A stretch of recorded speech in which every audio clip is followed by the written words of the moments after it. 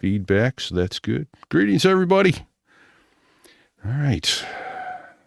That says 0, but I know there's more watching because I know they're watching on Rumble. There's at least 2 there. So, all right. So I'm lost. I lost my Rumble page. There we go. I'm coming back. I promise.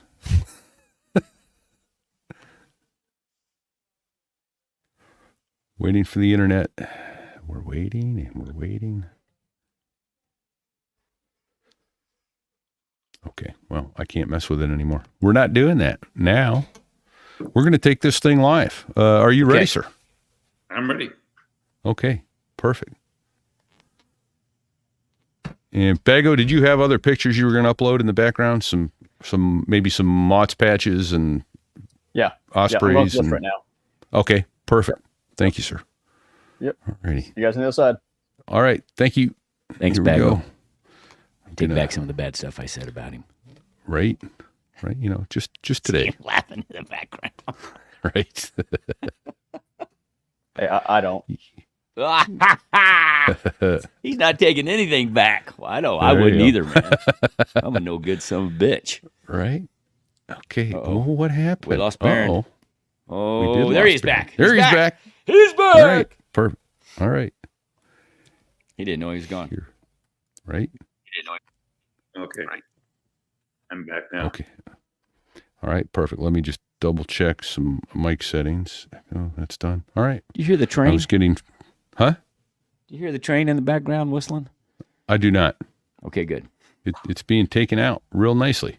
All right. Although, you know what? I hate to do this. We're going to take an extra 30 seconds. If you can close that curtain about halfway, it's washing you out. And I'm going to close the door because I got people talking upstars. So it'll take me 20 seconds. Being washed out. Nobody wants to see me. Yeah, I know that, but do it anyway. Hold on, maybe I'll do this. Turn on this light right here. Get that out. Is that better?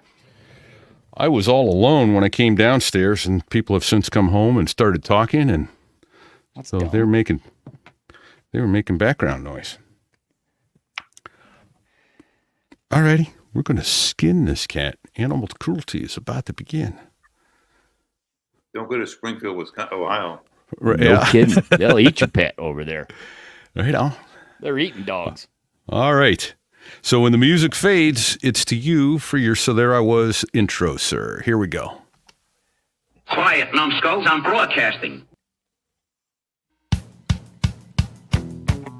This here is a true story about crossing the pond at night in the world's smallest cockpit on the tanker through the weather.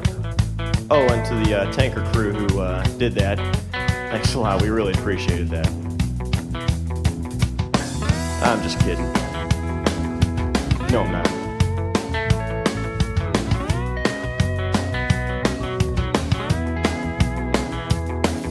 Well, there I was, crossing the pond, and you could see that I wasn't exactly fond. So there I was, coming out of Vandegrift, which is right next to the rock pile in Vietnam, on my first tour over there. And we're coming home at about 4,000 feet. And all of a sudden, as we departed over Bad Guy Land, there was a loud explosion. The aircraft did a hard turn to the left, and we found out our right engine had exploded or imploded and sending shrapnel through the cockpit and the cabin area. And the aircraft commander I was with decided it was time to say his last rites. Anyway, we found out that the aircraft had 2 engines on it. And at that time, I found out that one engine won't keep the aircraft at altitude. So we slowly started sinking down. We couldn't make it down to Phu-Bai, our home base. So we found Camp Eagle, which was an Army base in front of us, and tried to make it there. And that's where I was. Oh, terrifying. That is how a terrifying aviation tale begins. Nothing worse than doing it over bad guy country, I suspect. Man. Hey, repeat here, everybody, and with my co-host. Hey, Fig. I'm in Denver today. I don't know where you are. Actually, I do know you're at home, aren't you, Repeat? New Hampshire. I am home. And it's our pleasure to welcome Baron, our guest today. Welcome, Baron. Welcome back. Hello. Yeah. Yeah, and that is terrifying. I can't wait to hear the rest of it, but we've got some more things to ask before we get to that. We do indeed. What's our first question, Fig? As always. Well, so I know you went to Marine Corps OCS in October of 1966. I'm assuming with an air contract. However, what got you interested in aviation to start with? Or was that it? Aviation started a long time ago in high school and in college. And I used to have a lot of dates, and I would take them down to LAX airport, park behind the restaurant called the Proud Bird, Yeah. and watch airplanes fly in. And unfortunately, I never had a lot of repeat dates. They just that probably was my- didn't. That was my start in aviation. And I got to school, I got out of college, and I realized I didn't want to walk the ground. So I found out that flying was a lot easier. So I drove down the street looking for a Navy recruiter because I'd taken my Navy flight physical. And the Navy recruiter was a Marine standing outside a recruiting depot. And I asked him where the Navy recruiter was. And I told him why I was wanting to fly.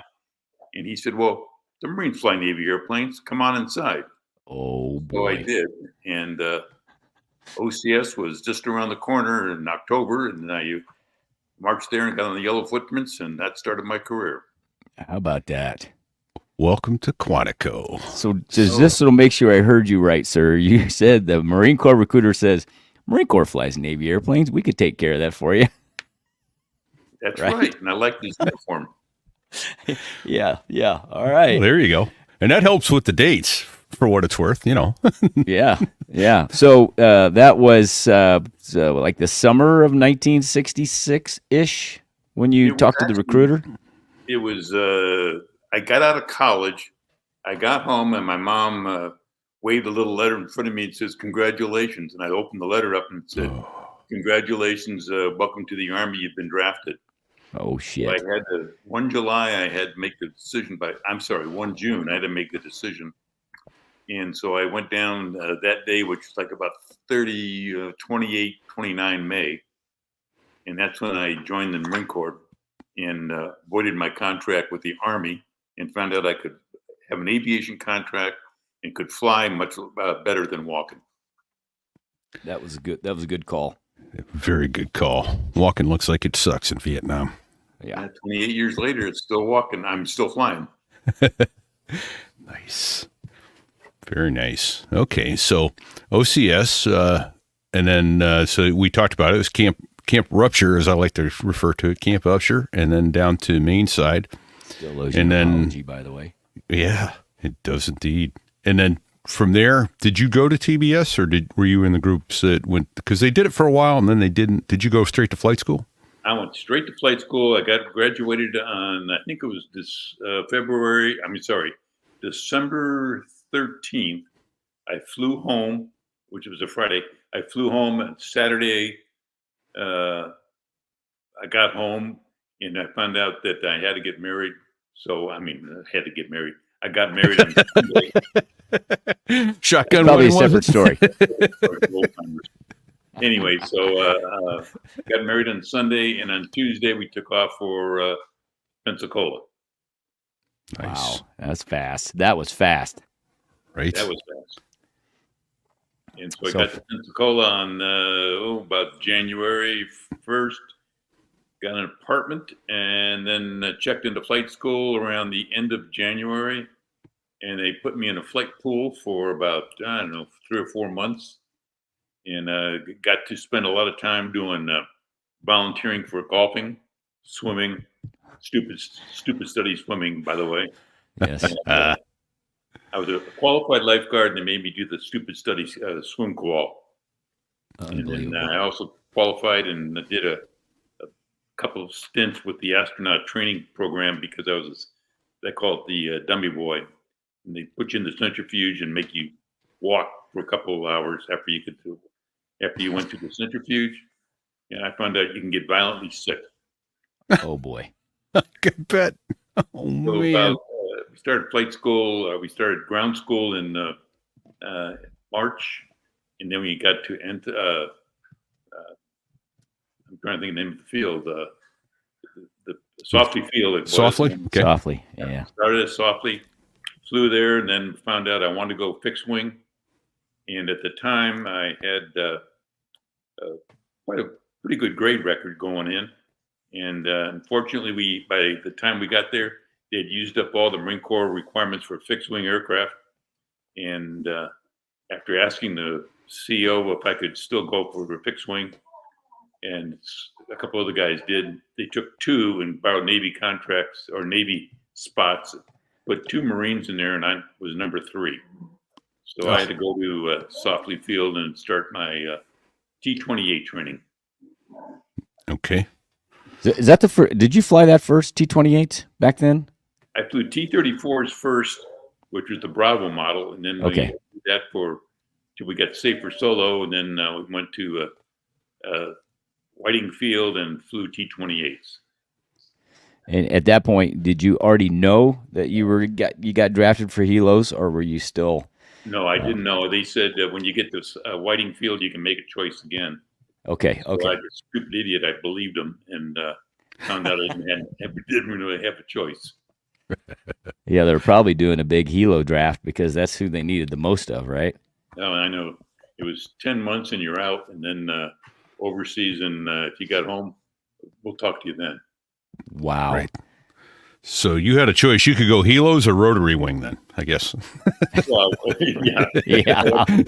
One rotary wing. So when I got to the West Coast, they were going to put me in a squadron called 462, and the last aircraft I wanted to fly was a 46. I hate to say that, but I didn't really like 46s. And so they said 462 is a squadron because I heard 46 and 2. I thought it was a 46 squadron. So I got over there and found out, thank God, it was a 53 squadron. And it just stood up and started getting airplanes from the Sikorsky factory. And there were E models. And we trained there for, 7 or 8 months. And the whole squadron packed up, went aboard ship. And unfortunately, I was the embarkation officer and had to figure out how to be an embark officer without going to school. Got the squadron packed up, put them on an LPD.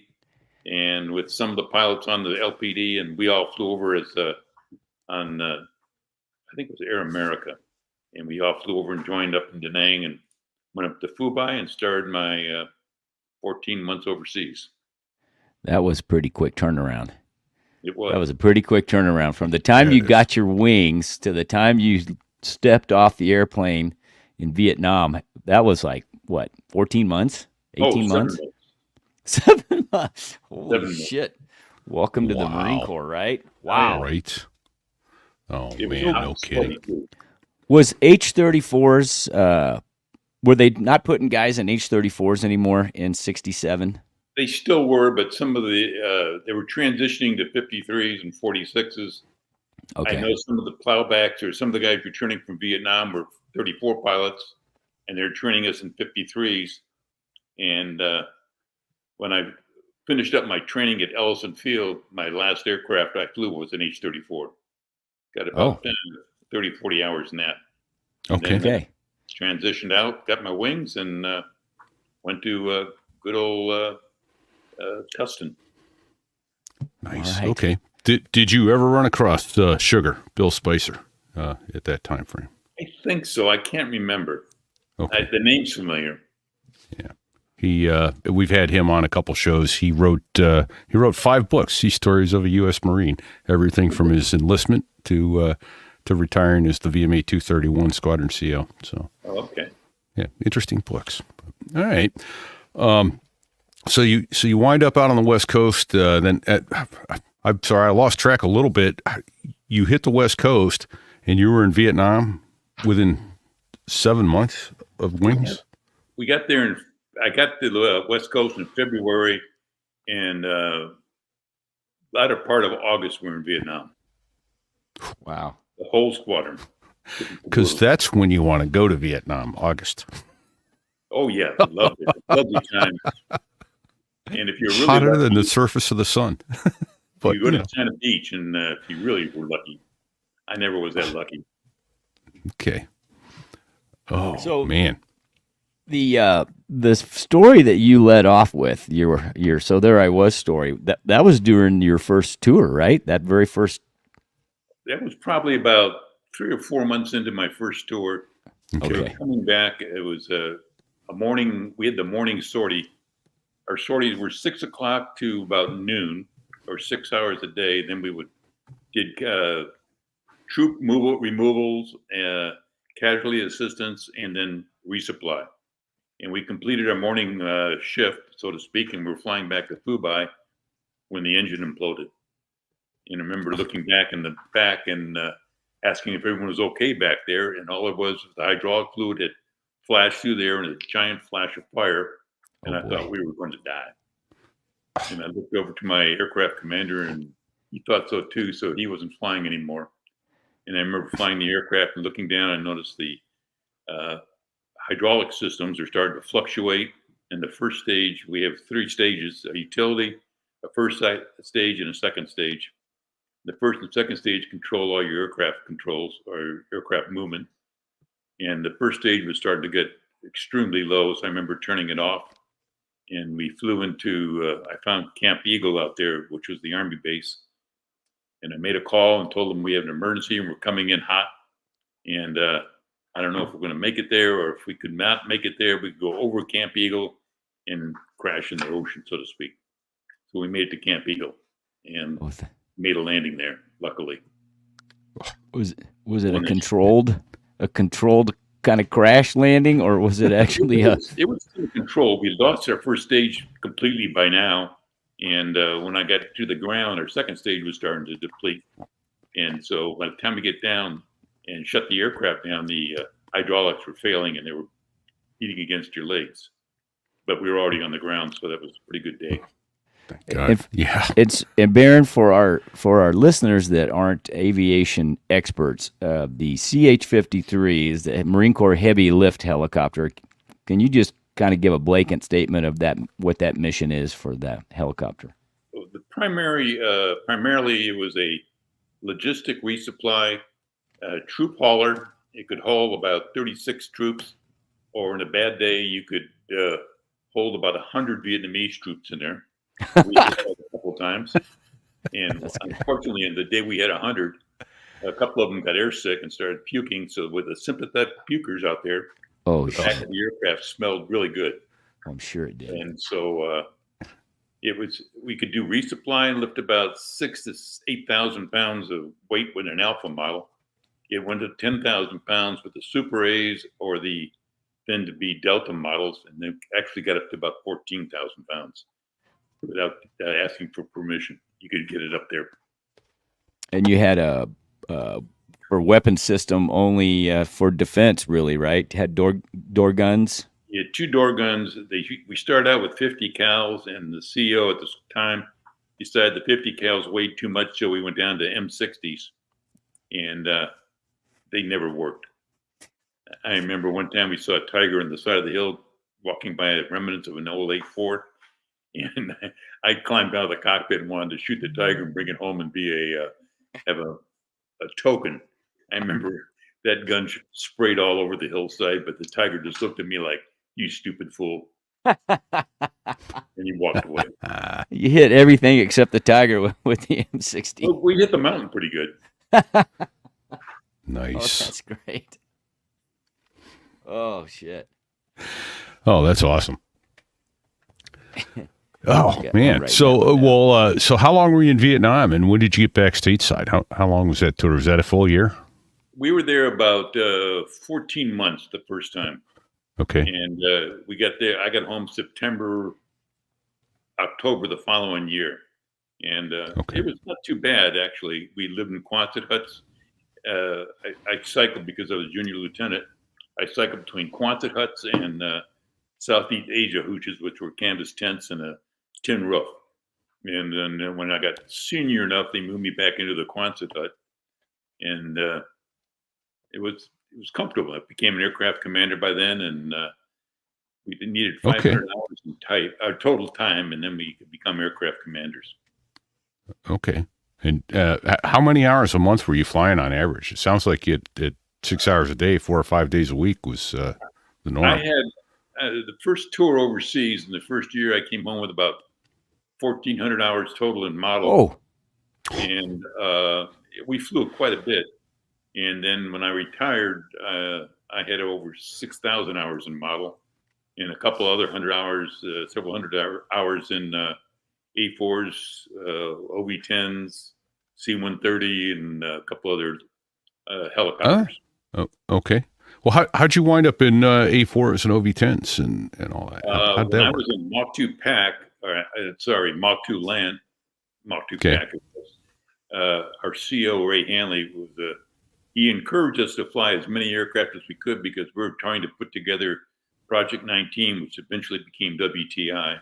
Okay. And we needed experience across the board to learn how to write our lesson plans and experience in different aircraft as to what we're going to do with low-level flight, terrain avoidance, evasive maneuvering against fixed-wing aircraft and helos. And so we got to fly A4s, or I was told to go fly A4s. So I flew about 10 missions in A4s after getting qualified, not qualified, but backseat qualified. How do you speak that? How do you say that? There you go. Okay. Nice.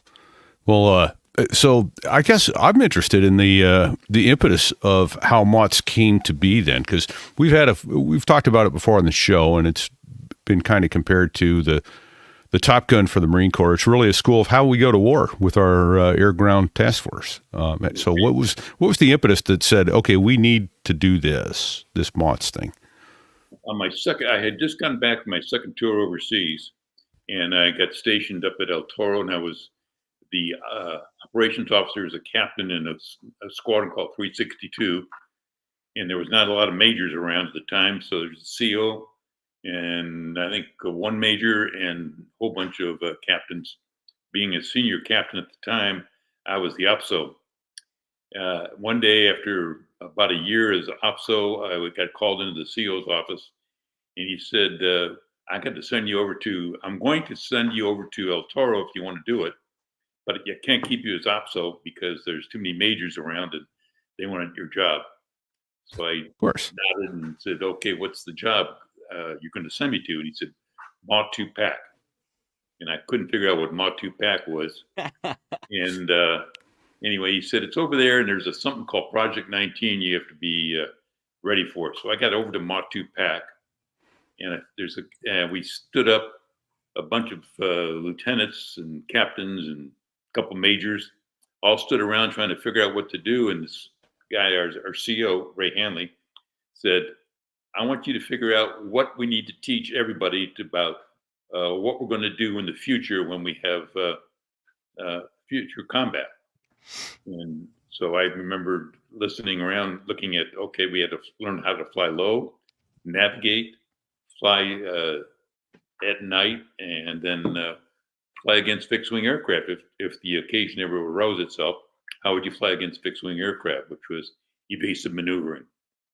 Sure. And so we did that for about a year, living in little Quonset huts at El Toro. And we had the East Coast come over and join us, and the East Coast Mach 2 Land, and helped us write lesson plans for all kinds of different classes. Lesson plans were the hardest thing I ever had to do. Yeah. And anyway, so we did that. Went over and stole airplanes from the West Coast and the East Coast, took them down to Yuma. Nice. And basically flew them for a couple weeks, and then finally matured into what we called a WTI, Weapons Tactics Instructors course. Then after a while, they decided to move us down to Yuma, and my orders came through, and I said, okay, I'd like to go to Yuma. And they went down there, and that became the office OIC of the Helo department. And basically, WTI started there, and we lived in the old barracks and the old office spaces in the wing headquarters or the group headquarters, and started from there. And then eventually they built out from there and built into their own basic unit. And then probably about a year after we got there, Mach 2 Pack and Mach 2 Land became Marine Air Weapons and Tactics Squadron 1, which is MOTS 1, and the home of WTI. Nice. Okay. Well, that's and great. WTI, I don't know if we said it or not, Weapons and Tactics Instructor. I think you did. Yeah, but, yeah, Baron just said want it. to clarify that. Okay. Wow. Well, very you know, you're a historic figure because I've never met anybody, I mean, from the Marine Corps that was in the beginning stages, the ground floor, so to speak, of MOTS, and you're it. Well, That's before that, awesome. there's another interesting story. When I was at Matu Pack, I'm sorry, we got assigned to go to Fort Rucker, Alabama, because they're going to teach us how the Army, flew low-level tactics in helicopters and how they were going to navigate in helicopters. And we thought we were the cat's meow at the time. So we went down and flew with the Army in Hueys. And after about a week and a half down there was 10 of us, some from Matu Land, some from, most of us from Matu Pack. And we got down there and the guy said, the last thing I'm going to teach you is night vision goggles. So we got down there and we got these little plastic devices that fit over your head with a strap that went around your head, and your helmet went over the strap. And we flew on night vision goggles. And you could see out there, it was like flying in the old days. It was flying like a very narrow 30-degree field of view. And, it's looking through a cereal box, right? I mean, oh, exactly. Toilet paper rolls. Oh, there you go. And so we did that for about 4 or 5 nights. And then we decided it was time for us to come back to go back home. And Doc Bama was the OIC of the Helo department at Matu Pack. And he and I and a bunch of other guys stole some night vision goggles. And that was the first night vision goggles the Marine Corps ever had because we got them from the Army, unbeknownst to them. Acquired. Yeah, we acquired them. Yes, right. And so we took them down to Yuma, and then we had them in a locker there, and we had 10 sets.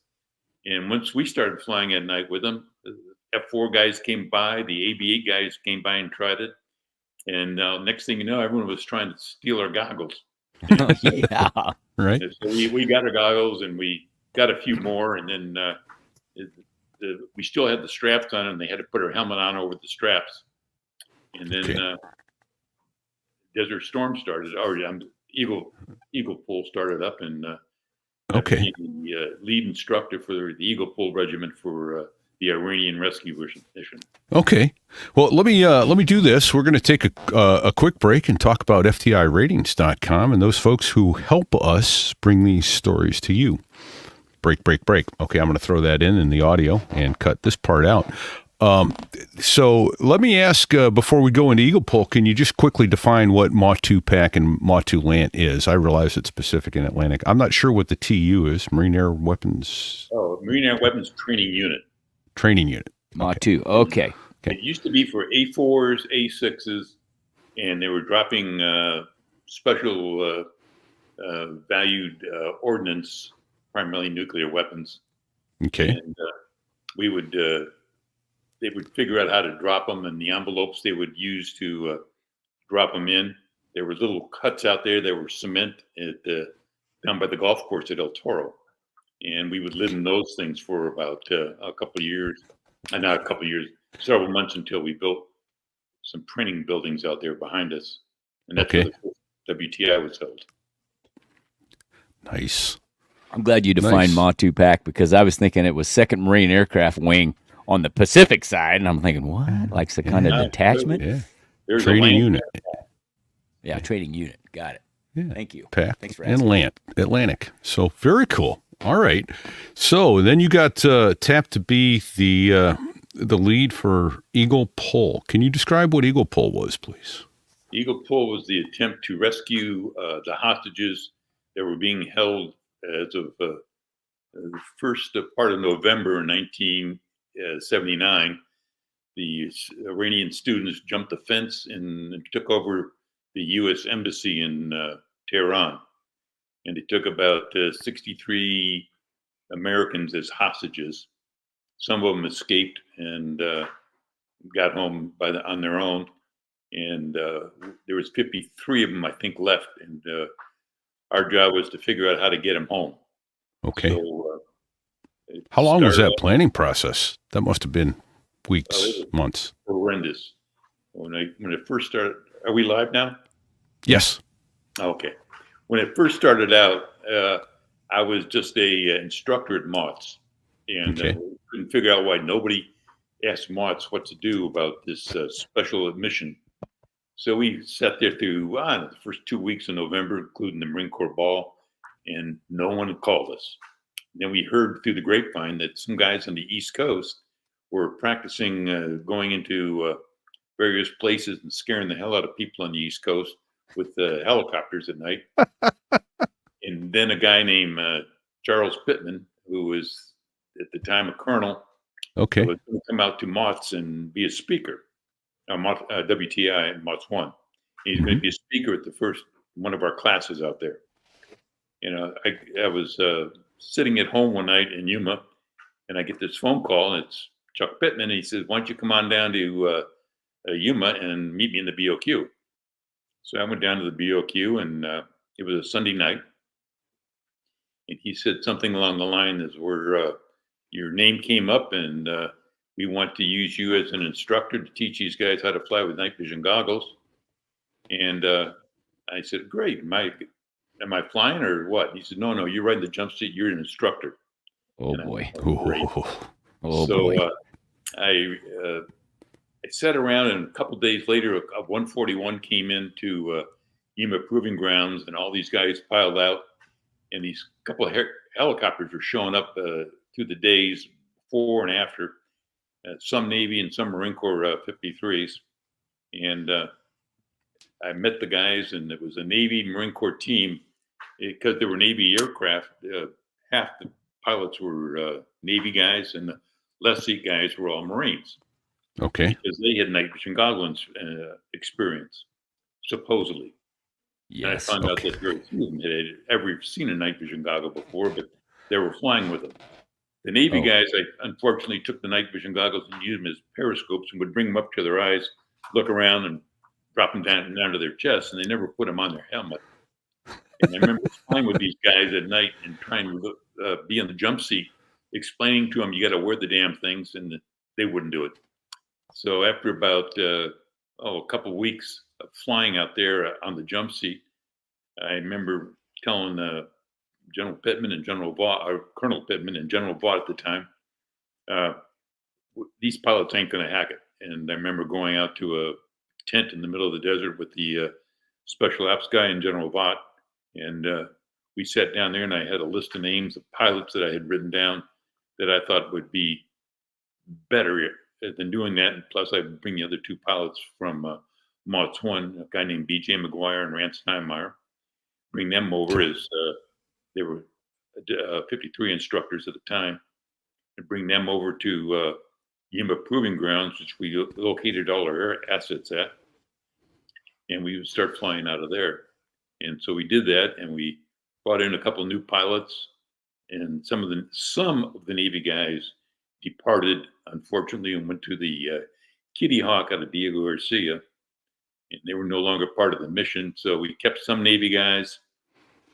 Some Navy guys matured back to the fleet, so to speak, and we went on training and started training all the way up through April 18th, I think it was, or maybe 20th of 1980, and then we got in a C-141 and flew to Diego Garcia and on to C-Boman, joined the Nimitz out to sea, and all the Navy aircraft were stuck below deck. And a couple months earlier, I had gone out to the Nimitz, and I had flown all the Navy aircraft except for 2. And I had a maintenance officer with me and a communications officer. The communications officer set up certain kind of lines of communication on the ship so they could communicate with folks back in the Pentagon and elsewhere. And the maintenance officer and I went through all the aircraft and tried to figure out the good and the bad and the ugly and what we needed to do with the aircraft when we got ready to get ready for the mission, if the mission were to go, because we had several times we thought we would be ready to go on the quote mission, and it got delayed or changed, and we thought it was going to be a humanitarian mission, a military mission, or unfortunately a NAPID, which is a nuclear mission. Okay. And basically paid it, but that was all turned around, and we found out that the sanctions that the president at the time and his special group were working on would basically have the hostages released by I don't know, end of February or earlier, maybe even by Christmas. So we would build up, stand down, build up, stand down, and when we did did our training out there, we put the goggles on at night, and we would fly a certain route, and the routes got longer and longer, and they were from 2 hours to 4 hours to 6 hours, and sometimes 8 hours. And then Oh my gosh!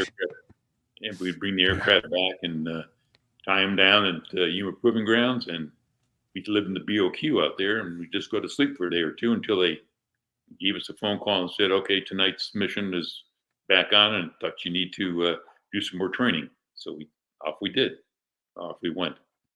Can I interrupt you for a second and ask a question? I'm assuming that during this time period, while you guys were flying out of Yuma Proving Grounds, this was all like secret, no foreign. You couldn't talk about it. Couldn't talk about what. We couldn't talk about. The only one that knew what we were doing was the CEO of MOTS 1, and because Pittman was going over there and making sure that he knew what we did, so we got the admin support necessary to act as a squadron, so to speak. We weren't really a squadron; we were a detachment, but we had I don't know, about 24 pilots at one time. I can't remember them all. And we got down to 18 for the actual mission, 18 for the actual mission. Okay. And you were, and when you actually launched on the mission, you guys launched off the Nimitz out of the Persian Gulf? That's correct. We did. Okay. That's like 600 miles from Tehran. No wonder your missions were so damn long. They were long. So that had to involve refuel planning, right? Refueling somewhere. Well, we did in our training. We did air-to-air refueling with C-130s and 53s. It was probably the first time we used 53s, but we weren't the first because the Air Force had done it before. Okay. But we had an instructor down there, Rod Davis, who actually was the pilot on Ship 5, which turned around and went back to the Nimitz on the night of the mission. He was the, quote, instructor that took us out and taught us how to fly 53s and C-130s for aerial refuel. And we borrowed the aerial refueling aircraft from, I think it was Air Force aircraft out in New Jersey, which is actually out of Long Island. Okay. We did that for a while. But the night of the mission, we had full drop tanks, full inside tanks, and then we had 2 or 3, some aircraft had 3 refueling tanks inside, which were fiberglass tanks, which I think they held 150 gallons each. Okay. Okay. To be emptied and then pushed off later. We were going to push them out at Desert 2, Okay. after our hide site, so to speak. We're going to push them out the rear and then bring in the whoever wanted a ride home. Wow. Right. This is good stuff, man. This is amazing. So I've got I don't know if it's an impolitic question or not. I'm going from what I remember from being, as I mentioned in the pre-show chat, I was a senior in high school when this mission went down. And I remember hearing that, everybody wanted their fingers in the pie and the planning. Everybody wanted part of it and all that. And how much of that is true and how much of that is urban legend, I guess is. A lot of it's urban legend because a lot of people didn't even know we were doing this. Okay. Even our folks in Makes MOTS 1 back in Yuma didn't know, except for the fact that when I could, I would hop in my car and drive back into town and meet up with my girlfriend and my neighbors. And they would say, "Where are you going?" I said, "I'm going out of town tomorrow." They go, "Right. We know where you're going." And so we didn't, a lot of folks did not know what we were actually doing until it actually happened. And then we asked some Air Force guys, and so a guy named Russ Ray came out, and we had some Navy guys and some Army refueling team members that were part of the team that refueled the aircraft on the ground when we were there, and in regular operations, training operations before. Okay. So, all right. Do you have a question to ask? Repeat, because if not, I'm going to fire. No, roll in hot. So, Clear hot. The night with the mission, when we launched on the actual mission off the Nimitz, we hit the fog or the habooth, so to speak. Mm-hmm. You want to hear about that? the sandstorms. Oh yeah. The Yeah. sandstorm. The haboob. We were Yeah. flying along, and we were probably hour and a half to 2 hours into the mission, and it was clear as a bell outside. And we had a little town out there in the middle of Tehran, or middle of Iran, called Bam, B-A-M. And because it was a line of communication or that went east to west, we figured what we'll do is take all the aircraft, and instead of, we trained so we could fly the mission by ourselves, or we could fly the mission as a group. And when we did that, we got briefed beforehand that when we got to Bam, as we flew as a group, when we got to Bam, we would all spread out and go abreast, fly across this road down there and the line Bam. And because they had gendarmerie stations around there, which are police stations, so if they heard an aircraft fly overhead, they'd just hear it once and not make a big effect. Right. And Yeah. so as soon as we crossed Bam, we started getting back together again. And that's when I noticed the visibility was starting to wane a little bit. And I was the number 3 aircraft, or the alternate lead, and aircraft 1 and 2 disappeared from sight. So I did the old NATOPS lost plane procedure and turned a little bit to the right. And aircraft 4 and aircraft 5, I was aircraft number 3. 4 and 5 stayed on my wing, and we couldn't see the ground anymore. So we went down to about 100 to 200 feet. And I remember in the old days flying the Lynx trainer back in Whiting Field. Yes. Right. You had the Lynx trainers? I've seen one. I know what a Lynx trainer rudimentary. Yeah. It's a stick and some rudders, and It's a box. It's a box. Basically a tube, a box. It's Yeah, with a couple little instruments in it. And so I remember thinking, thank God for the Lynx trainer, because that night I was flying at 100, 200 feet. When you could see the ground at 100 feet, it was fine. We got to 200 feet. It was a little iffy. So we went back down to 100 feet. And I remember the co-pilot I was with, Les Petty, I kept asking him, how we doing? He said, any wires out there? And he said, no, there's nothing out here. And Was the terrain generally flat at this point? After Bam, it was flat, and we were flying along for about an hour and a half to 2 hours. And I didn't know that 1 and 2 had circled back and landed. And I think aircraft number 6 had gone down with a bad blade. I didn't know that. And aircraft number 8 had come by and picked up the crew, as was briefed. And then they proceeded on. So 8 was by himself. I was by myself, 3, 4, and 5. And all of a sudden, as we were flying along at 100 feet, and I had a little radar altimeter down there, and as soon as it went below 100 feet, we'd bring it back up to 100 feet, and that was as low as I was going to go. And finally, the co-pilot, Les, said, by the way, we got a 6,000-foot mountain out here. What? I remember climbing up to 6,000 feet slowly as I could, making sure 4 and 5 stayed with me. And we got up to 6,000 feet. And sure enough, off to our left was this dome mountain that's about 6,000 feet. So I said, and we broke out of the clear, and I could see the top of the mountain there. And I thought, that's really good. Is it clear now? And we turned to and he said, no, we got to go to, I think it was 065 or 095 was the next heading. And we were at 6,000 feet. So we turned to the new heading, and he said, by the way, there's a 9,000-foot mountain out here. Oh, shit. Oh, shit. And about that time, we went back into the cloud, or the dust storm. And I remember flying along. Initially, I first lost visibility. I thought it was a fog we were flying in. I said, "Is there a lake out here?" He said, "No." So I remember licking my finger and sticking out the little window by my side, and I butted back in and tasted it again, and it was dusty. And I said, "That's a dust storm."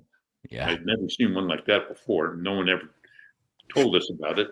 And so we climbed to 9,000 feet, crossed the 9,000-foot mountain, and about a couple minutes later, I saw a big flame on the ground, and I thought, one of the 130s had crashed. Oh, Unfortunately, it was the gas truck that they had shot a anti-tank round at the gas truck and blew up. And so we used that. I came down, flew around by the gas truck, and all of a sudden I flew a little bit ahead, and I could see 6 C-130s on the ground. So I figured they all made it. okay. So we came back in and landed, and then So it's you 3 birds, and then 8. You said 8 was still there, so you had 4 birds. we had at the time 5 had turned around when we got to the 6,000-foot mountain. That was our point of no return. Okay. And so by the time we got to the 6,000 feet, it was just 3 and 4 with myself and With my you. wing, Barney Oakfield. And so we continued on. When we Okay. landed at the Desert One, that's when I hit a rut from one of the C-130s that had turned off to the right at about 45 degrees, and I hit it with my nose landing gear, and it turned sideways and deflated the 2 front tires. Oh, So shit. like a wounded frog, I had to hop into place at the refueling site, and we had black hoses out there, so you had, besides being dusty, you could see underneath the dust a little bit, so you Okay. could see your refueling spot. And then they refueled us, and I kept thinking about maybe we have too much gas because we're at a density altitude that was pretty high, and I didn't realize how much gas we had taken, so I was trying to figure it all out when our friend charging Charlie Beckwith came over and wanted to know where everybody else was.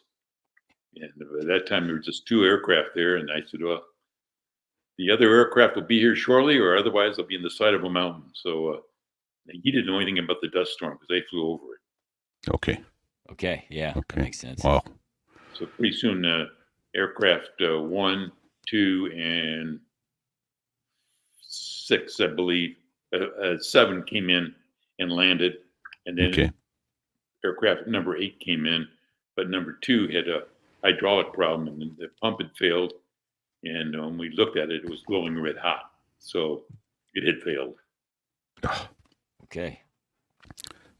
Nice. Wow. So, We went from 6 down to 5 airplanes, and that's when Colonel Beckwith at the time said, "It's a no-go. We don't have enough to get all the troops in there and get them out." okay.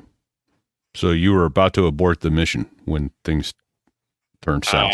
I'd gotten out of the aircraft and walked around the front, and I was composing myself, so to speak. And the co-pilot, we were still turning and burning. Yep. So the co-pilot was at the stick.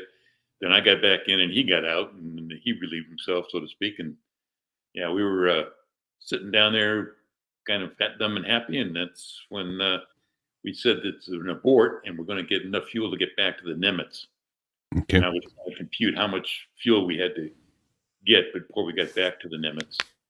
And that's when they said, "Okay, you're going to have to move your aircraft." And so the aircraft number, the far left aircraft, C-130, had to turn around and go back to the south and take off and get back to his base because he was running out of fuel. So that's when we took off and we're trying to move forward. The dust was so bad that the guy that I was keying off of was in front of me. He was a radio operator, and he was probably maybe 60, 70 yards in front of us. When I lifted off, he got dust in his face and started walking backwards. And I didn't realize he was walking backwards. And I think I drifted into the wingtip of the C-130, and that's when the accident happened. Man. Oh man.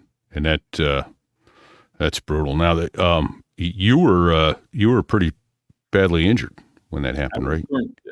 I was sitting I just remember waking up and the aircraft was on fire. We had landed upright, but we had hit the aircraft next to us. I didn't know we had hit a C-130. I didn't. All I knew is I woke up and my helmet was off, and the fire was in the back, and my crew chief Dewey Johnson was there, and he said, "How are we doing?" I said, "Get in your ass in the cockpit." I remember reaching over for my co-pilot, and he was gone already. And so I remember trying to get Johnson back into the cockpit because there was no fire up there, and there was fire in the back. And didn't know what we're going to do if we got up there. About that time, he let go of my arm, and I could hear this scream. I probably never forget that the rest of my life. Oh boy. And then it was just me in the cockpit, and I remember trying to figure out.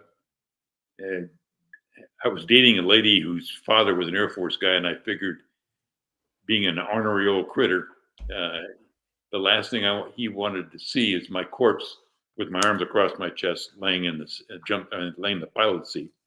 So I figured if I could jump out the window, though, at least be striving to trying to get away from the fire.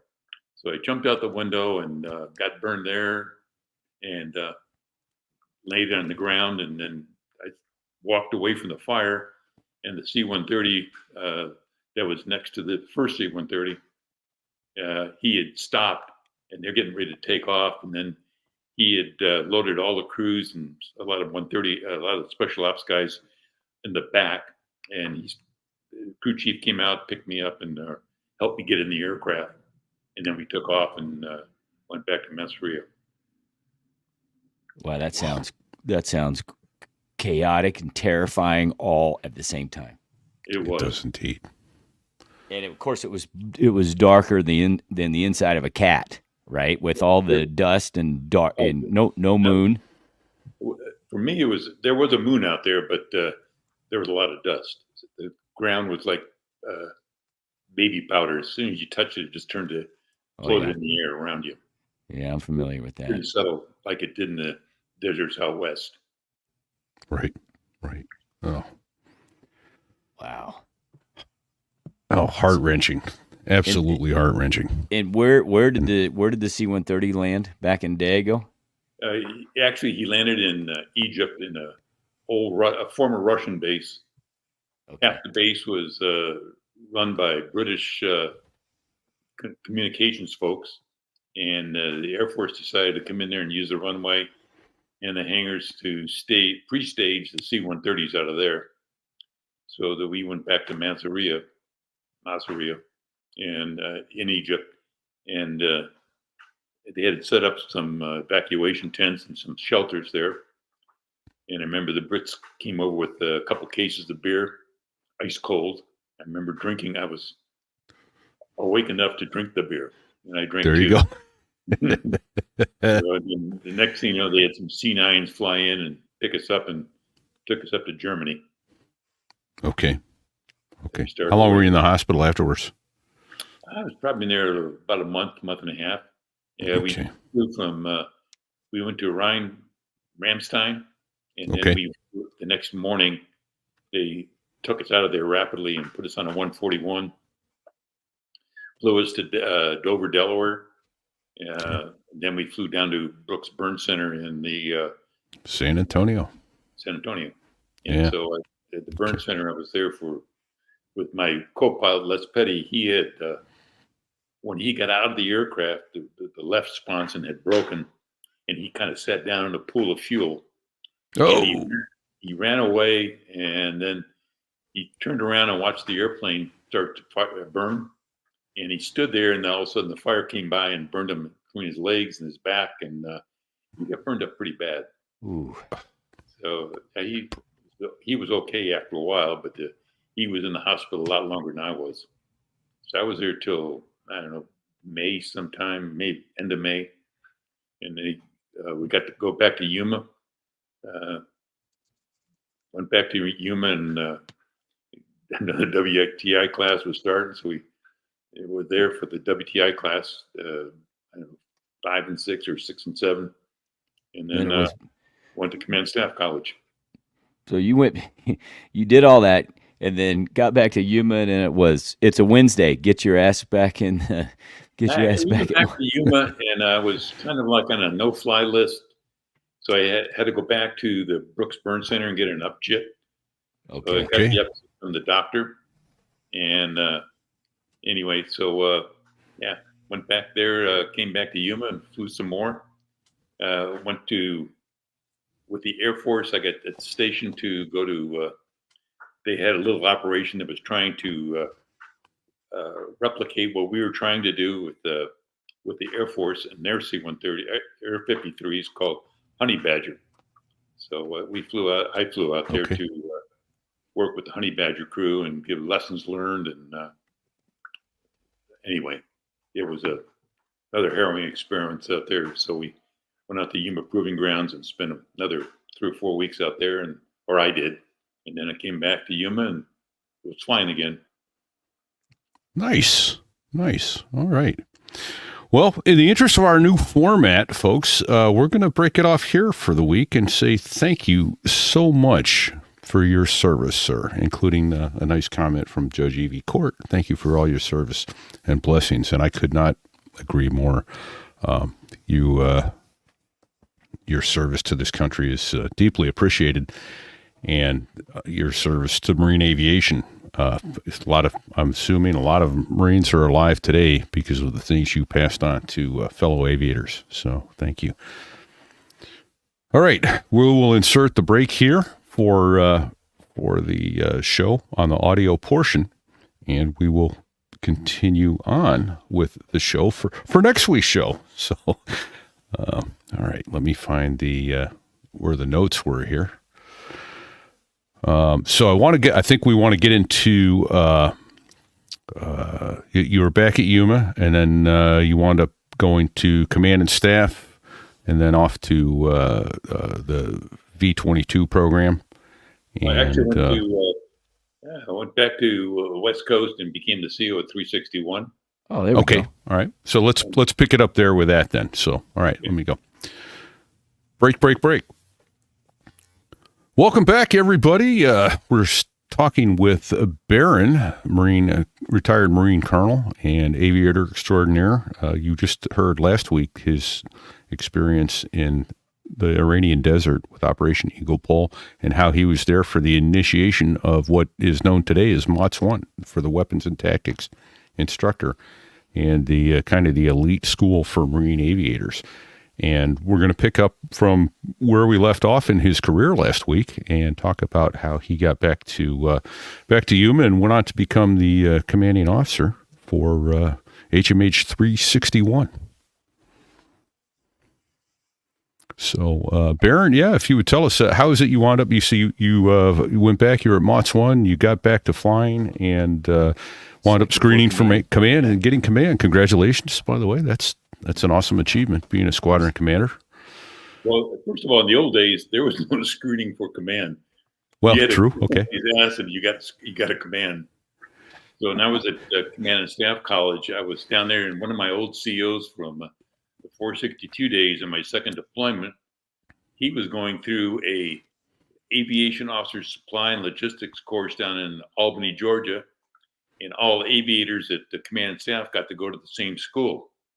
The same training period down there in Albany, and I re-met my old CO, Steve Folger, and he said, "Hey, Shape, when you get out to the West Coast, I got a chance for you to get a squadron." I said, "Oh, great, boss." So I got out to the West after command staff. I did go to the West Coast. I was the group opso for a while, and all of a sudden one day he got called in the office and said, in January, you're taking over 361. And I went, wow, great. Normally, they have they fleet up the XO to the CO. At the time, they were going to stick me in there, and they weren't going to fleet up the XO. So I went in there and became the CO. I remember day one of the squadron, I had the squadron change of command on a Friday. On Monday, I went into the office. I remember going in and saying hi to the duty officer. I went upstairs to my office, and the door was locked. I had to come back downstairs to the duty officer and say, "Can you open my office, please?" And he took me upstairs and opened the office up and said, "Welcome aboard, sir." And that was it. So I had the squadron for about almost 2 years. That's And great. then after that, I was, we did a tour overseas to Okinawa for my third tour. And then came back and in October of that year, 1984, I gave up the squadron to an old friend of mine, Dave Jones. And I went back up to the group, and then I got these orders to go to the Pentagon. Or I got asked if I wanted to go to the Pentagon. I had a phone interview with a guy by the name of Keith Smith, who was the DCS aviation at the time. And Okay. I thought, well, what was that for? And somebody said, "Oh, you just been assigned to the V-22 requirements officer in the Pentagon." Whoa. And I said, "Oh, shit, how did that happen?" And he said, "Well, it's already done and you got orders." So I had got my orders to the Pentagon, or headquarters Marine Corps, and then back to the Pentagon. And I was in an office, and a Navy captain was the head OIC in charge of all of its services, and I was the Marine Corps service guy. And he gave me the Air Force and Army to be in charge of also. And Nice. I was there for about 3 months, I guess, and then went back home to do a formal move out, sell my house, and get the wife and bring her out to Washington, D.C. And I get back to Washington, D.C., and I find out that the gentleman that was the OIC of the office had a heart attack and had retired involuntarily from the Navy. So now I Right. was the OIC. Well, congratulations. You're the OIC. I was the OIC. And the other side of the wall was the Navy H-60, 53, and I'm trying to think what else. Oh, the Lamps guys were in the office next door. And there's just a glass partition between us. And everything that happened in my office, or my side of the office, they could hear over there, and we could, and vice versa. So, I have a question about the that program. So what year was that you took over as the OIC for the requirements for the was V-22? it was in April of 1984. Good Lord. So isn't it how amazing how long those programs take to get to the fleet? Actually, it started in 1976 when the Navy, Army, and I'm trying to think. I think the Air Force all got together and wrote the requirement down for replacement aircraft for the 46, and they defined the size, the speed, and the range of the aircraft in 1976. Okay. And then they built the VX, called VX-22, from that, and it was originally owned by the Army. A Marine colonel by the name of Jim Creech was the first program manager, and his assistant was a guy by the name of Bob Garner. Eventually, that was in St. Louis, Missouri, and the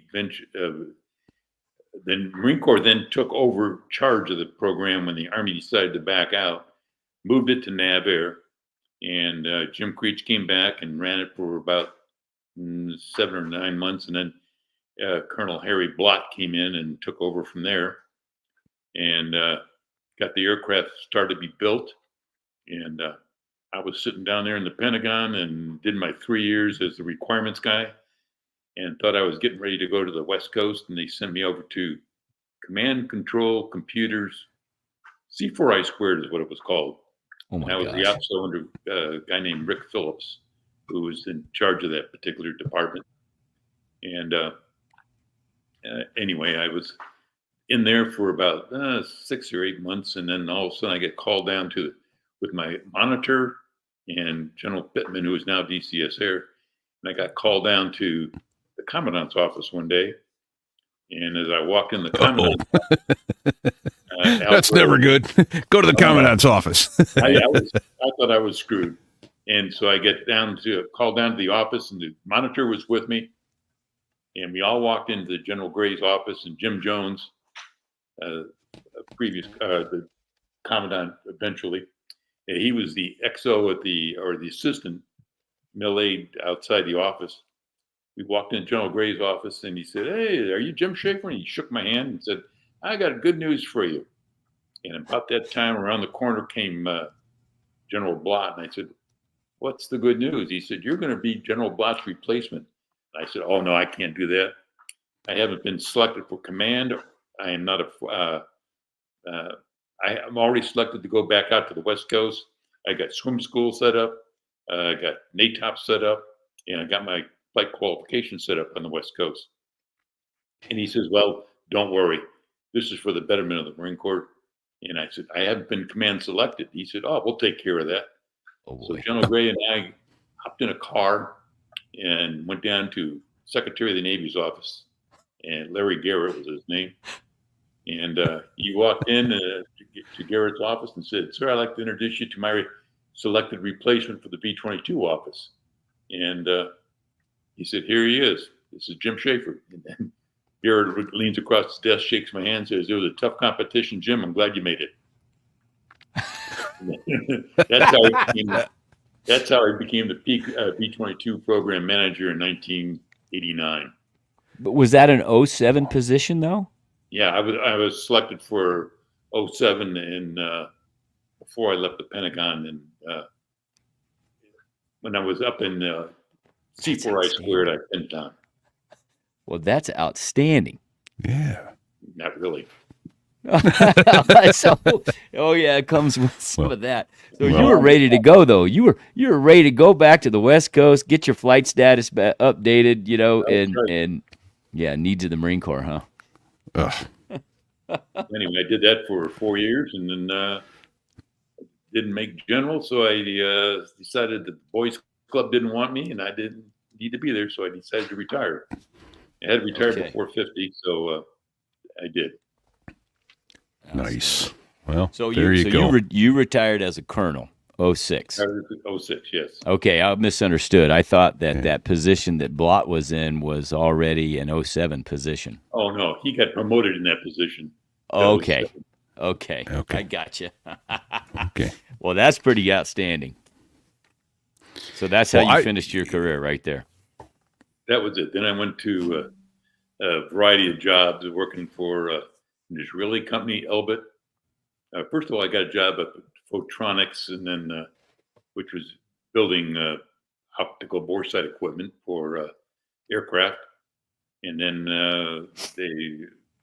I went to a company down in Maryland called DynCorp. And then I Okay. I went to Elbit, which is an Israeli company, and I didn't like the trips overseas. So I was asked if I wanted to go to Lockheed, and I said sure. So I went over to Lockheed and became the F-35 business development director for the F-35 program. Yeah. Well, that's pretty cool. So you've had experience in a lot of different things and two different airframes that we currently fly. Right. Yep. Right. How much flying did you get in the Osprey?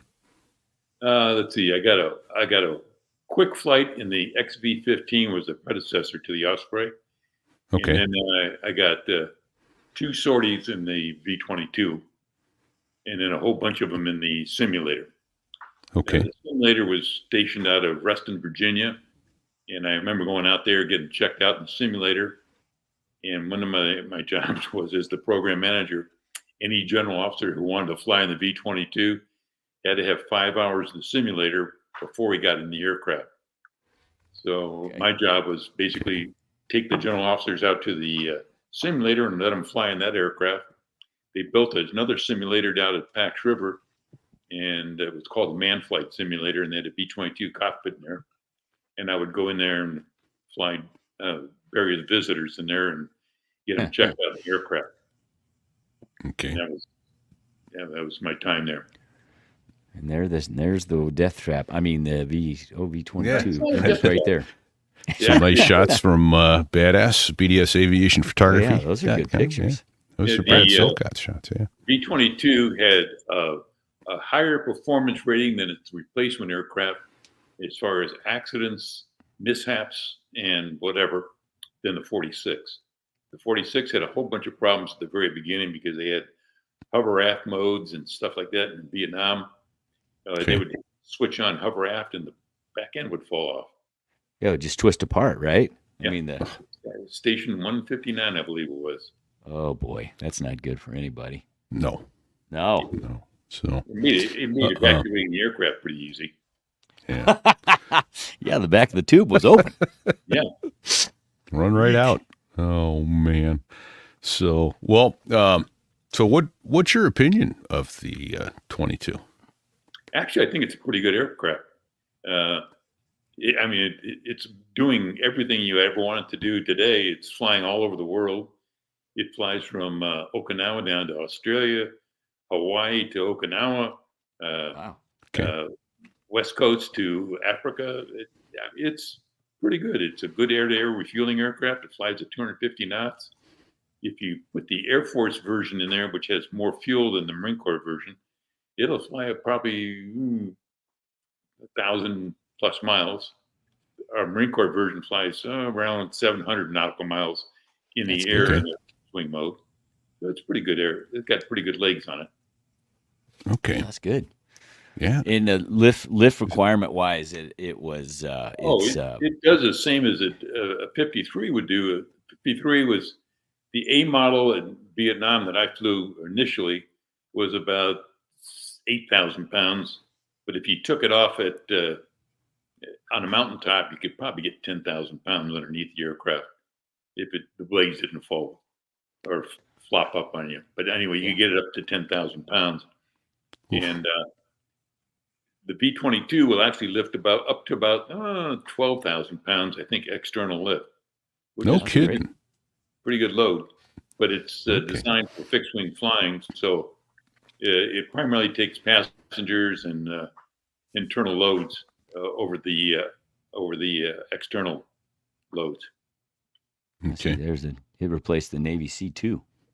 It did replace Yeah. Navy C2, so it's in the Air Nice. Force, the Navy, and the Japanese are flying it too. I didn't know that. I didn't know the Japanese- Navy replaced the C2 with it either. but- I didn't know that either. Thanks, Bago. Yeah. Yeah, nice. Okay. I remember And how one many day- hours did you wind up getting in that airplane total? The V-22? Yes, sir. Oh, probably less than 10. Oh, okay. I misunderstood. I thought that. Most of my I time thought was in this- 53s, 6,000 Yeah. hours. Gotcha. Okay. So 6,000 in the 53. I guess, and probably a lot more than 10 in the simulator for the V-22. Oh, my God. Many hours. I remember one day I was flying Pittman in there, and he said, "How many hours we got to do?" And I said, 5. And he said, "I hate damn simulators." So he did 2.5 hours, and he got out. And that was then him in the aircraft. And then he got to fly the V-22 one sortie, and while he was DCS Aviation. Okay. And you mentioned that term once before. I think it was in last week's show, but DCS is the Deputy Chief of Staff for Aviation. He's basically the Deputy Chief of Staff for Aviation in the Marine Corps is the Commandant's right-hand man for all things aviation. That's correct. He owns aviation, not the requirement side, but he owns the aircraft safety, performance, and he also has a good say in who's going to be who as far as COs for different squadrons and different opportunities. Okay. Okay. And all the wing commanders report directly to him?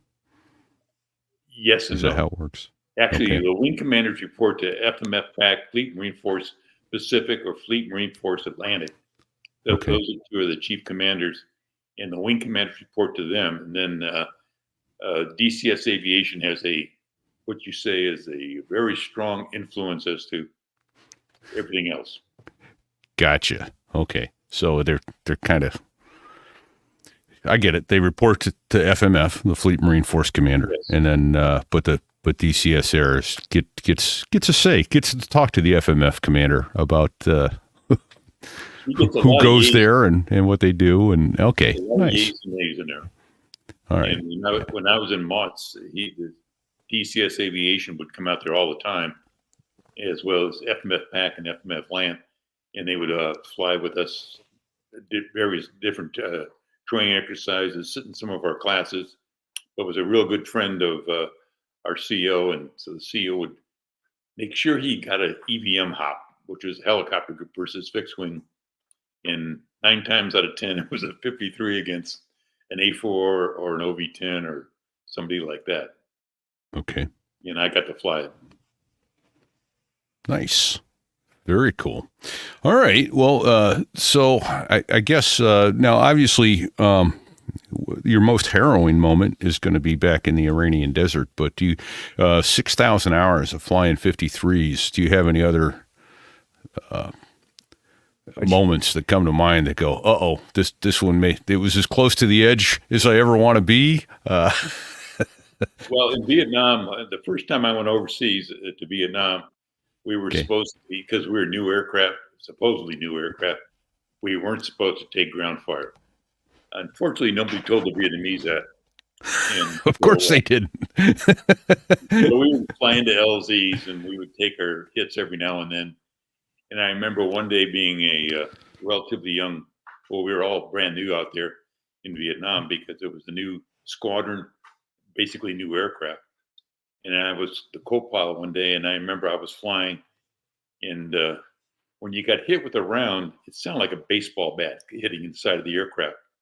And it's like 10 or 15 rounds hit the aircraft, and it was a full permissive environment because it's aluminum, so the rounds came in one side and out the other side. Sure.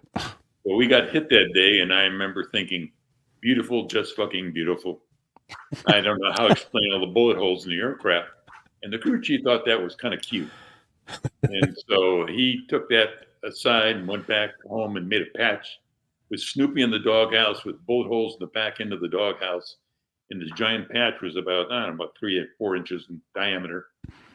And it said beautiful, just fucking beautiful on it. And That should be a title. he took my flight jacket and sewed it to the back of my flight jacket. So I walked around with that on my flight jacket for the rest of the tour. Oh, that Nice. is fantastic. I don't suppose you have a photo of that you could share with us for the website. I hate to say I wish I did, but it's I do have it. It's in a trunk in the garage somewhere, locked up underneath Gotcha. my wife's dog show stuff. Gotcha. Okay. Well, had to ask. Hey, one of the other photos that you sent to us, I'm going to step off of aviation for just a minute, and let's see if I can pull that photo up. You had an interesting neighbor there. You sent me some photos, and I went, I think I recognize that guy. And I was right. That's my mom. Geezers like me, remember the 1970s show Moving On with Claude Aiken, Sonny Pruitt? That's Claude Akins, and he was a very famous character actor. Yep. He was in a variety of films, including Moving On. Wasn't he on Bonanza too? That was at our wedding rehearsal dinner the night before, down in Yuma, Arizona. And the funny part was he was my neighbor next door, and I was in high school through college and into my formative years in the Marine Corps. He also he'd come down to my wedding when I get married my current wife in Yuma, and he was flying down on a small little airline. It's called Cochise Airlines, which is the only airline that serviced Yuma. And he had to go to LAX, and he was flying home after the wedding, and the lady sitting next to him, which was across the aisle, there were single seats on either side. Okay. Yeah. And a little Swearinger airplane. And the lady looks at him and says, "Are you Ronald Reagan?" And he looked at her and said, "Yes, I am." And she said, "I never met the governor before." Oh, that's Fantastic. Oh, that's great. Yeah, he looks, I could see a little bit of Ronald Reagan in that picture there, but Yeah, why And I not? lived in a neighborhood that had Chuck Connor from The Rifleman. Yep, yeah. I remember. And remember Horst Cockright from Bonanza? Yes. Yes. Oh, yeah. He Dan lived Blocker. across the street. He lived across the highway in the other development across the street. Okay. So when I was in high school, or now in college, we would drive by his house and just watch him come out in the morning and try and climb in his Corvette. How do you was a wedge big himself boy. into a Corvette? That's something. Every morning. That's great. Nice. Nice. Well, are we going to get to find out about how we got the call sign Baron, or are we saving that for the Yeah. extra repeat? I think we were going to do the extra on that. Yeah. Okay. Come join us over at sotherawas.us/Patreon and hear about how Baron came to be. When I got that patch, that was from the Red Baron, and the patch basically was snooping in the doghouse, and they called me Baron ever since then. Well, there you have it. That's a great story. Nice. I love that. Okay. Very cool. Beautiful. Just So- fucking beautiful. Yeah. Just fucking Right. beautiful. Fucking beautiful. That is And outstanding. the aircraft commander looked at me and said, "You were flying it, so it's your problem." Oh, Yeah. That's great. Hey, Skipper, how about I'm those guessing holes it in was your autom- airplane? I'm guessing it was automatic fire, so the 15 rounds came through in pretty short order. I have no idea. All right. All I could remember is hearing it. So the times you got hit, most of the times were just one or two holes. And this day we got like about 10 or 12. I'm not sure how much you got hit. But they always happened after the hell hole, which is the loading cook for the underneath. So the crew chiefs and the gunners usually stayed in front of that. So there was very little problem for them getting hit unless you hit the tail rotor. Yeah. Ooh. Oh, yeah. In the theory behind, hey, this is a new airplane, you guys aren't going to get exposed to combat or exposed to ground fire. What was that? Yeah, who was smoking weed when they decided? Yeah. What? That was from higher ups because we were 53 was new in country. It was replacing the H-37, which was a massive airplane that very seldom worked well because it was so the components were so critical. I mean, the mechanics were very critical. Anyway, so we got overseas, and because we were twin engine turbine, we could fly a lot. And basically, they said it's a new airplane, don't damage it. So we were very careful with the aircraft, supposedly. And So after the word came down, don't get hit. Oh, okay. Yeah. Don't get hit. Perfect. Well, why didn't they just tell that, like, to, all the soldiers and Marines on the ground? Don't get shot. The grunts. Yeah, the grunts. Problem solved. Yeah. These guys didn't know that either. So we took some big hits. We got a couple rounds of 50 cals in there, but that was towards the end, and I was. Oof. You kind of get complacent towards the end. Right. We're going home in a couple months, so what the hell? And Imagine you were 50 also cal round get your attention though. Holy Yeah. shit. so when you did the planning, weren't you involved in the planning for the evacuation of? Oh my gosh, I'm drawing a Eagle blank. Pool. Cambodia? Eagle, yeah, we were Eagle Cambodia. Paw for Iran. We were Eagle Pool for Saigon. The second time I went overseas was we had been back at Vietnam on the East Coast for about 3.5 years, and I volunteered to go back overseas again. Okay. They sent me to Okinawa to a composite squadron, and in that time we got told to take one of the aircraft, put fuel tanks in there, and they're all 53 Ds, but they didn't have drop tanks on them. So Okay. we had to take one aircraft and fly it down to Philippines, and we didn't know why. And we got down there, and all of a sudden, LPH, landing platform helicopter, came by Okinawa, and they put a whole bunch of other 53s on there, and they brought them down to the Philippines, and we loaded on the LPH at the time, which was, they rotated out every 6 months, but we got a chance to stay there and visit all the different aircraft. And at the time, they were getting ready to do Eagle Pool, and I went with my XO at the time to Phnom Penh, and then we went to, we didn't go into Saigon, but we had pictures of Saigon, and we were trying to figure out where to land the 53s to do the evacuation, and we did the planning for them, and did it for both Mayaguez, not Mayaguez, that was the Air Force. It was both for Phnom Penh and for Saigon. We did a lot of initial planning for that. And then when they mounted up, we got time to go home. My year was up over there, so I went back to the West Coast. And then they did it about 4 months later. They 5 months later, they did the whole operation. Okay. So that was, and that was almost a year. Help me on my timeline. I'm sorry I don't have it in my head. We left Saigon in spring of 74, did we not? Or no, I take it, it was over by then. 75. But we didn't leave until 75, and that's when it fell. That's correct. Okay. I can't tell you the dates exactly. All I know is I was back home in living in an apartment house in Newport Beach, having a good time, and I didn't realize that it just went, and all my friends are out there, and they're doing it, and I'm not. Right. Oh, you're there for the planning, though. Get it up and running. So no one pays attention to the planning, and Well- the day you launch the first airplane, the plans go out the window anyway. Well, that's right. Yeah. Right. The Yeah, plans well, go out yeah. the window when you get punched in the nose. So That's right. First round goes by your ear, and the plan's out the window. That's correct. right. Yeah. Perfect.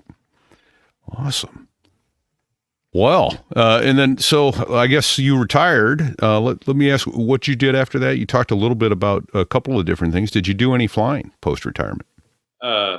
When I was down in Yuma, well, before I went to Yuma, one of my friends had gotten out of the 46th Squadron. He retired, or he got out and went to work for Atlas Airways, and I bought his Cessna 310. So I taught myself how to fly the Cessna 310, and I had it down in Yuma. So I did flying in that aircraft plus the regular aircraft. And I was also got to fly T-28s when I was at New River, North Carolina, along Okay. with 53s. And then when I got out, I went to work for Photronics up in Long Island, New York. Yeah, that's a good old airplane there. Anyway, Yeah. so I went to work for Photronics up there with the bore sighting equipment. Okay. And then went to work for Elbit down in Texas. And then Lockheed Martin down in Texas, just transferred over to another 12 miles distance. And then that was my shortcoming. And I got to spend 6 years with Lockheed. And then I went back to Washington, D.C. and worked as the business development director for the presidential helicopter replacement, which at the time was an EH-101, Augusta Westland 101. And Okay. we actually won the contract, and we're bidding on how we're going to do it. The first 9 development and production aircraft were actually made and developed and delivered to Pax River. They built a hangar for it.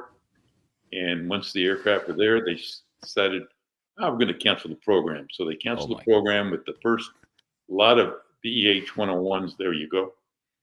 First lot of presidential BH-1s, 101s were assembled and in the hangar at the presidential hangar at Pax River. And eventually your they got government told, dollars hard at work, folks. they said, this program is $13 billion. Well, the follow-on program was the H-92, and that actually cost more than $13 billion. Of course. It's flying today now. They just took the first squadron.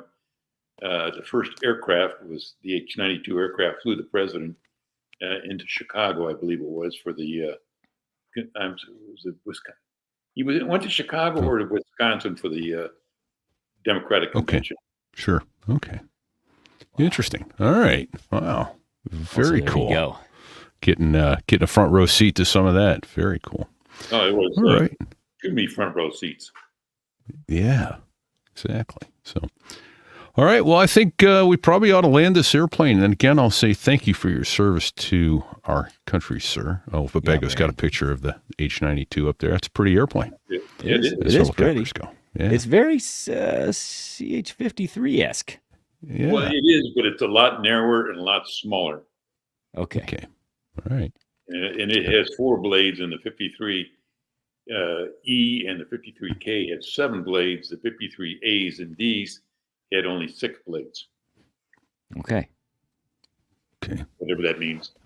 It's a lot. That's a lot of whirling pieces Service of flying death. over your head. That's all I can think of. It terrifies me every time I talk about Yep. it. So I don't want to talk Yep. about it anymore. There you go. So, all right.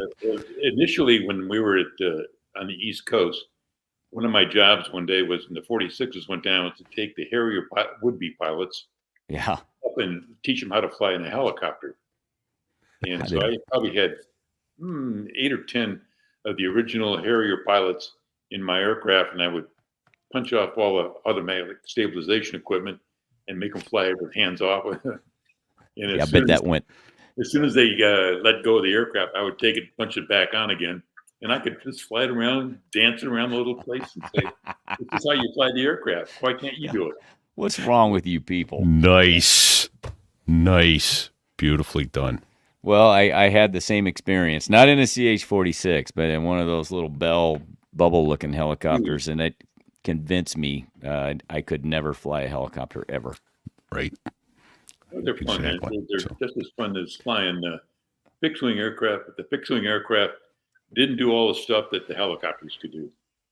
Right. Well, perfect. Well, thank you, sir. Thank you for your service, and I could talk to you all day, but I know you don't have that kind of time. Yeah. And thank you for your time. We appreciate you spending the time with us. We're deeply grateful. A couple other thank yous we need to get out there. Thanks to Dave Hamilton over at backbeatmedia.com. He handles our advertising. Dave has a couple shows of his own. The Business Brain for entrepreneurs, the Geek Gab for musicians, and the Mac Geek Gab. So listen to those shows if you're into any of that. Dave has some great broadcasting skills. So thank you to Dave. He gave us all the technology we needed to get this show off the ground.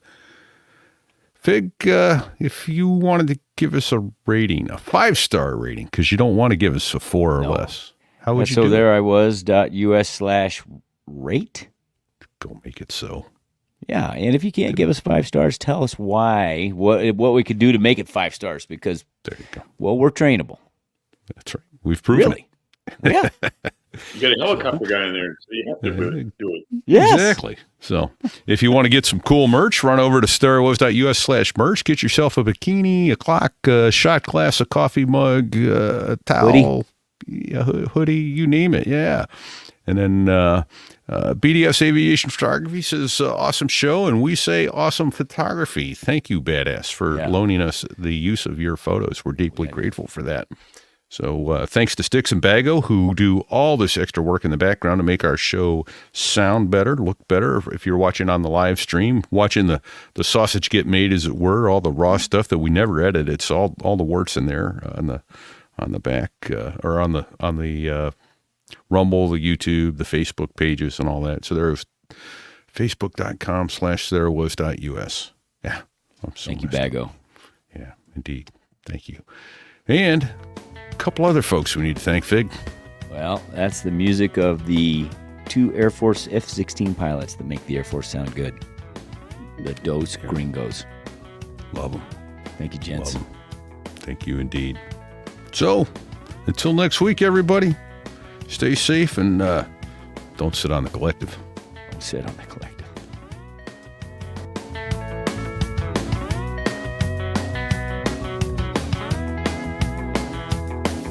Well, there I was, crossing the pond, and you could see that I wasn't exactly fond of all the shit I was wearing on that day.